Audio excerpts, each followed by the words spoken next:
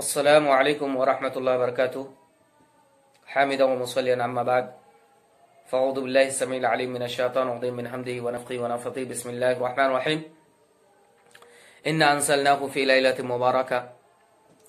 معزز ناظرین کرام اور میرے دینی ملی بھائیوں، آج ماہ شعبان کی 15ویں تاریخ ہے اور آج کی رات مسلمانوں میں سے بعض مسلمانوں کے نزدیک بہت اہمیت کے حامل ہیں۔ آج کی رات شب بیداری کرتے ہیں، لوگ نمازیں پڑھتے ہیں، چراغاں کرتے ہیں، قبرستان جاتے ہیں، محفلیں منعقد کرتے ہیں۔ تو کیا یہ تمام چیزیں 15ویں شعبان کی رات کے تعلق سے کرنا کتاب و سنت میں ثابت ہے یا نہیں؟ آئیے ہم دیکھتے ہیں۔ میرے بھائی اور دوستو، ہمیں اور آپ کو تو ایک بات ذہن میں رکھنی ہے، اور وہ یہ ہے کہ قرآن کریم اللہ کے نبی جناب محمد عربی صلی اللہ علیہ وسلم پر نزول ہوا۔ اللہ کے نبی جناب محمد عربی صلی اللہ علیہ وسلم نے امت کو پہنچایا، دین کے احکامات اللہ رب العالمین نے نبی کریم صلی اللہ علیہ وسلم کو دیا، اور نبی کریم صلی اللہ علیہ وسلم نے پوری امت کو سکھا دیے۔ آپ صلی اللہ علیہ وسلم کو 40 سال کی عمر میں نبوت ملی۔ اس کے بعد آپ صلی اللہ علیہ وسلم 23 سال تک اس دنیا میں رہے، اور یہ مہینہ ماہ شعبان 23 مرتبہ آپ کی زندگی میں آیا۔ یہ شعبان کی 15ویں تاریخ آپ کی زندگی میں 23 مرتبہ آئی۔ آپ نے قرآن کو امت تک پہنچایا، آپ نے اللہ رب العالمین کی طرف سے جو بھی احکامات آپ کو ملے، سارے احکامات آپ نے امت کو سکھا دیے۔ اگر 15ویں تاریخ 15ویں شعبان کے تعلق سے کوئی ایسا عمل ثابت ہوتا تو کیا اللہ کے رسول ہم تک نہیں پہنچاتے، ہمیں نہیں بتلاتے؟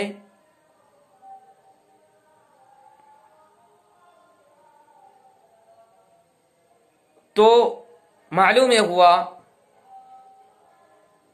کہ اللہ کے رسول صلی اللہ علیہ وسلم سے یہ اعمال ثابت نہیں ہے جو ہم شب بیداری کرتے ہیں 15ویں تاریخ کو، شعبان کی 15ویں رات کو، یا نمازیں پڑھتے ہیں، پھر 15ویں تاریخ کے دن میں روزہ رکھتے ہیں۔ یہ اعمال اللہ کے رسول سے ثابت نہیں ہے، کیونکہ اگر اللہ کے رسول سے ثابت ہوتا تو اللہ کے رسول کے زمانے میں آپ کی زندگی میں 23 مرتبہ یہ تاریخ آئی۔ کوئی ایسا سال آپ دکھا دیں جس میں آپ نے 23 سال میں سے ایک سال بھی یہ عمل کیا ہو یا صحابہ کو حکم دیا ہو، نہیں ملے گا۔ جب اللہ کے رسول نے نہیں کیا تو ہم اور آپ کیسے کر سکتے؟ کوئی دلیل نہیں ہے ہمارے پاس۔ اب ایک محترم میرے بھائی اٹھتا ہے، میں ان کی عزت کرتا ہوں، سلام پیش کرتا ہوں، کھڑا ہوتا ہے اور کہتا ہے اس رات کی فضیلت قرآن سے ثابت ہے۔ میرے بھائی، آپ پر سلامت ہو، آپ نے بہت اچھا کام کیا، قرآن کو آپ نے پڑھا، لیکن جو آیات آپ پیش کر رہے ہیں اس رات کی فضیلت کے تعلق سے کہ 15ویں شعبان کی رات جو ہے یہ فضیلت کے حامل ہیں، اور اس تعلق سے یہ آیت کریمہ ہے، اور پیش کون سی آیت کرتے ہیں؟ انا انزلناہ فی لیلۃ مبارکہ، غالباً یہ سورہ دخان کی آیت ہے۔ میرے بھائی ذرا مجھے بتلائیے تو صحیح کہ یہ جو آیات آپ اس دن کو ثابت کرنے، اس رات کو ثابت کرنے کے لیے پیش کرتے ہیں، قرآن اللہ کے رسول پر نزول ہوا، اللہ کے رسول کی یہ بات سمجھ میں نہیں آئی، اس آیت کا یہ مفہوم سمجھ میں نہیں آیا جو مفہوم ہم اور آپ سمجھ رہے ہیں، صحابہ کرام یہ مفہوم نہیں سمجھ سکے جو مفہوم ہم اور آپ نکال رہے ہیں۔ کیا ہم سے اور آپ سے صحابہ کرام کی سمجھ کمزور ہے؟ آپ نہیں سمجھ سکتے تھے قرآن کریم کی آیت کو، ہم ان سے زیادہ سمجھدار ہیں۔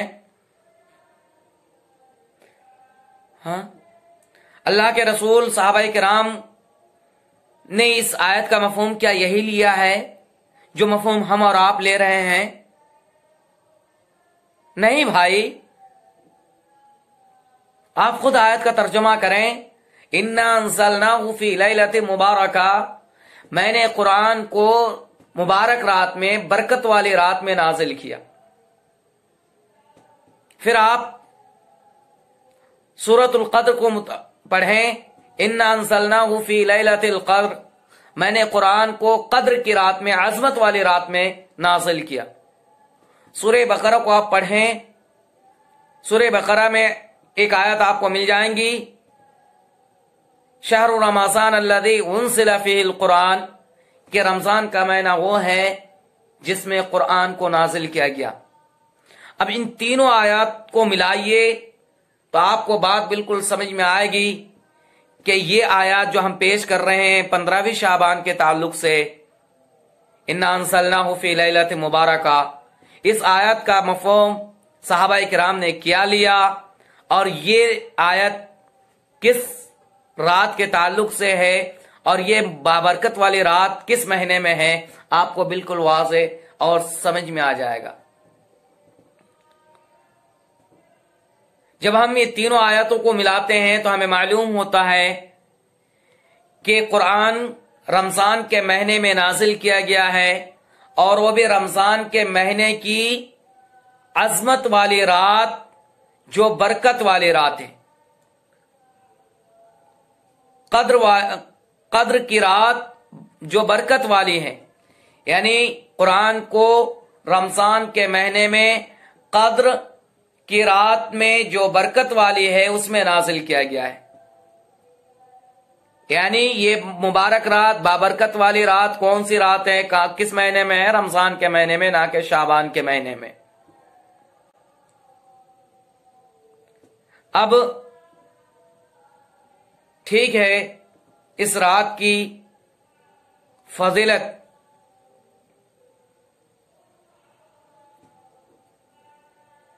یہ بیان کیا جاتا ہے اور حدیث پیش کی جاتی ہے، روایت صحیح بھی ہے، اور یہ بیان کیا جاتا ہے کہ اس رات لوگوں کو معاف کیا جاتا ہے۔ تو ٹھیک ہے، اس رات کی فضیلت ہے کہ اس رات کے تہائی حصے میں اللہ رب العالمین کا نزول ہوتا ہے، تاہم صحیح مسلم، صحیح بخاری میں اگر ہم دیکھیں تو اللہ رب العالمین کا یہ عمل پورے سال 365 دن ہوتا ہے، پورے سال ہر دن آپ اللہ رب العالمین آسمانی دنیا پر نزول کرتا ہے اور لوگوں سے اعلان کرتا ہے کہ کون ہے جو مجھ سے مانگے میں اس کو دوں۔ اور ٹھیک ہے، یہ بات بھی ثابت ہے کہ 15ویں شعبان کی رات میں خصوصی طور پر اللہ کا نزول ہوتا ہے آسمانی دنیا پر، لیکن جس حدیث سے یہ ثابت ہوتا ہے وہاں پہ کوئی عبادت کا ذکر نہیں ہے، کسی نماز کا ذکر نہیں ہے، کسی روزے کا ذکر نہیں ہے۔ آپ وہ حدیث سماعت فرمائیں، آپ کے سامنے وہ حدیث میں پیش کرتا ہوں جس سے اس رات کی فضیلت ثابت ہوتی ہے۔ اللہ کے رسول صلی اللہ علیہ وسلم کی حدیث ہے، یطلع اللہ تبارک و تعالی الی خلقہ لیلۃ النصف من شعبان فیغفر لجمیع خلقہ الا لمشرک او مشاحن.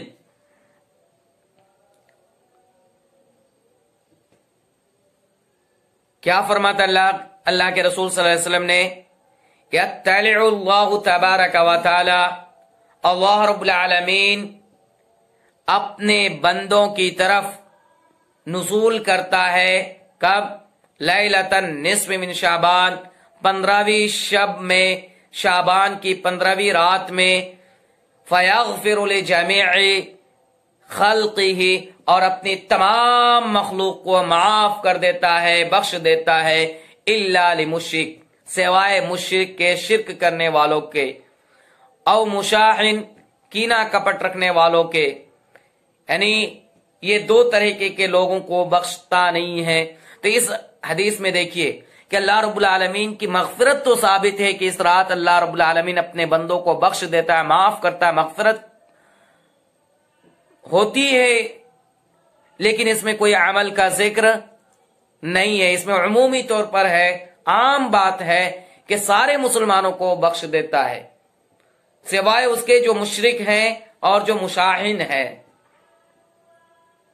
اسی طریقے سے ایک اور روایت ہے، ان اللہ یطلع علی عبادہ فی لیلۃ النصف من شعبان فیغفر للمؤمنین ویملی الکافرین ویدع اہل الحقد بحقدہم حتی یدعوہ.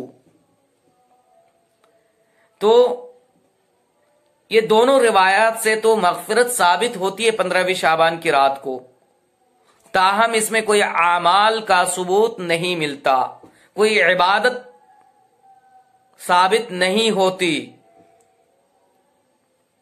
اور رہی بات، اب ایک بندہ اٹھتا ہے، کہتا ہے چل اس رات میں قیام کرنے کے تعلق سے اور اگلے دن روزہ رکھنے کے تعلق سے ایک روایت لاتے ہیں. علی بن ابی طالب کی حدیث ہے، اذا كانت لیلۃ النصف من شعبان فقوموا لیلہا وصوموا نہارہا، کہ جب 15ویں شعبان کی رات آئے تو اس میں رات کو قیام کیا جائیں اور دن کو روزہ رکھا جائے. فإن اللہ ينزل فيها لغروب الشمس إلى سماء الدنیا، کیونکہ 15ویں شعبان کی رات کو اللہ رب العالمین آسمانی دنیا پر نزول کرتا ہے اور وہ پھر اعلان کرتا ہے کہ کون ہے جو مجھ سے مغفرت طلب کرے اور اسے مغفرت کر دوں، بخش دوں، اور کون ہے جو مجھ سے رزق طلب کرے اور میں اسے رزق عطا کروں. تو یہ اعلان کرتا ہے. ٹھیک ہے، آپ کی بات بالکل صحیح ہے. یہ روایت امام ابن ماجہ اپنے سنن میں نقل کرتے ہیں، روایت کرتے ہیں، اور بیہقی نے بھی اس کو نقل کیا ہے. تاہم ہمیں دیکھنا ہوگا کہ یہ روایت کیا اللہ کے رسول سے ثابت بھی ہے یا نہیں. جب ہم اس کے دیکھتے ہیں تو اس روایت کے تعلق سے ہمیں معلوم یہ ہوتا ہے کہ اس حدیث میں 3 پرابلم ہیں، 3 خامیاں ہیں، 3 پریشانیاں ہیں، 3 آفاتیں ہیں.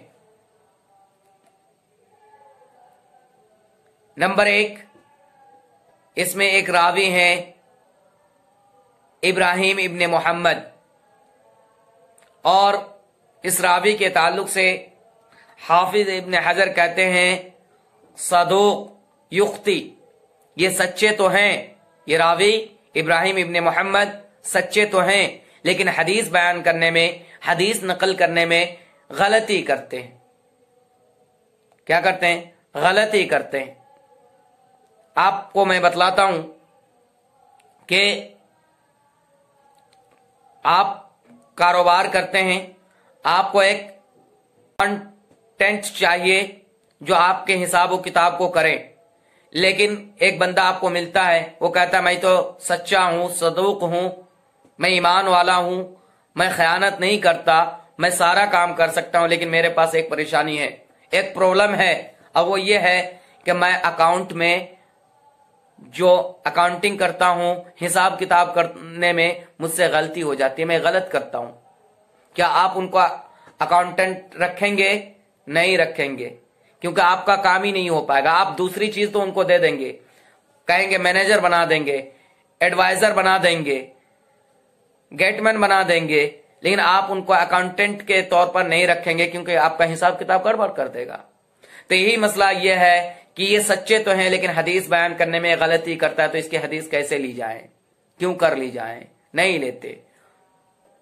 اس حدیث کے راوی ایک ہیں معاویہ ابن عبداللہ ابن جعفر، ایک راوی ابراہیم ابن محمد جو کہ حدیث بیان کرنے میں غلطی کرتے ہیں، دوسرا راوی اس میں دوسری خامی یہ ہے، دوسرا پرابلم یہ ہے کہ اس میں ایک اور راوی ہیں جو معاویہ ابن عبداللہ ابن جعفر ہیں۔ اس کے تعلق سے ابن حجر کہتے ہیں یہ مقبول ہے۔ اب جو لوگ حدیث کے قواعد کو نہیں جانتے وہ تو خوش ہو جائیں گے، کہیں گے کہ ابن حجر نے کہا مقبول ہے یعنی اس کی حدیث قبول کی جائے گی۔ نہیں بھائی، ابن حجر جب کسی کے بارے میں کہے کہ یہ مقبول ہے تو اس کا مطلب یہ ہوتا ہے کہ ابن حجر کا مقصد یہ ہے کہ جب ان کو کسی کا سپورٹ ملے تو مقبول ہے، ورنہ نہیں، یعنی کسی کا سہارا اس کو ملنا چاہیے۔ گویا کہ یہ راوی بھی قابل اعتماد نہیں۔ اسی طریقے سے تیسرا پرابلم، تیسری پریشانی یہ ہے اس حدیث میں، تیسری آفت یہ ہے جو اس حدیث میں ایک راوی ابن ابی استبرا ہے جو کہ ضعیف ہے۔ اس کے تعلق سے محدثین کہتے ہیں لیس بشیء، یہ کچھ بھی نہیں ہے، اس کی کوئی اہمیت نہیں ہے، ابن ابی استبرا کی کوئی اہمیت نہیں ہے حدیث کے میدان میں۔ اب بتلائیے کہ یہ تین خامیاں اس حدیث کے اندر ہے، تو ہم اس حدیث پہ کیسے اعتماد کر لیں اور کیسے بھروسہ کر لیں؟